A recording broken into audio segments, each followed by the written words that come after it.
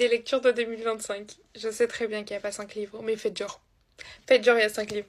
Première lecture de janvier, plutôt relecture, mais il faut pas le dire. Brice Devassorn. Bien sûr que c'est un coup de cœur, bien sûr que je suis obligée de le mettre dans mes coups de cœur de 2025. Je l'aime tellement ce livre. J'ai tellement pleuré. Bon, vous savez déjà, ce livre est incroyable. Donc même plus besoin de le recommander. Chaque année dans mes coups de cœur, il y a du C.S. Quill et cette année c'est la duologie Abyss. Voilà, c'est pour ça qu'il y a un peu plus de 5 livres parce que j'étais obligée de les mettre ensemble. Ils sont tellement incroyables, ils sont tellement complémentaires, ils sont tellement déjà beaux, juste beaux en fait. Ils sont vraiment juste beaux, mais aussi à l'intérieur. À l'extérieur comme à l'intérieur.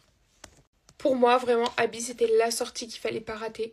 C'était tellement, mais esquive, original, à la fois drôle, tension. Il y a de tout dans ce livre et il est juste parfait. Donc lisez. Trigger warning, Margot la grosse fanatique est de retour. Quelqu'un est étonné? Est-ce que quelqu'un est étonné honnêtement?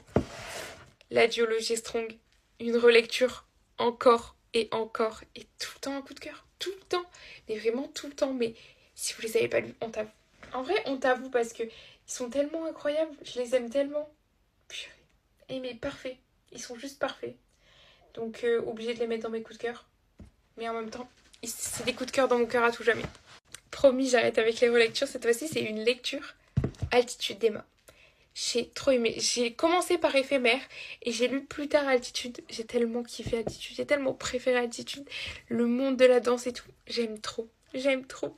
L'un de mes coups de cœur. Je l'ai lu en une journée et pourtant, c'est un bon parpaing. Le dernier livre, j'ai beaucoup hésité. Je savais pas. J'étais pas sûre, mais j'ai décidé de choisir In Balance. Ça n'a pas été un coup de cœur. Honnêtement, ça n'a pas été un coup de cœur. Mais ça a été une très très bonne lecture et je pense que ça aurait été un coup de cœur si je l'avais lu pendant les vacances ou quand j'avais le temps. Sauf que le problème, c'est que j'ai lu In Balance pendant les cours et j'avoue que les évaluations, etc., j'étais pas pleinement à fond dedans. Mais je pense que si je l'avais lu pendant les vacances, ça aurait été un coup de cœur, pardon. Donc, je le mets quand même là, parce que mon petit bébé, quand même, il est trop mignon. Enfin, bon, attention, trigger warning, faites attention à vous, parce que il est hard quand même. Et voilà, mes autrices d'amour françaises, elles m'ont sorti que des pépites. Obligée d'acheter, obligée d'aimer. Bisous.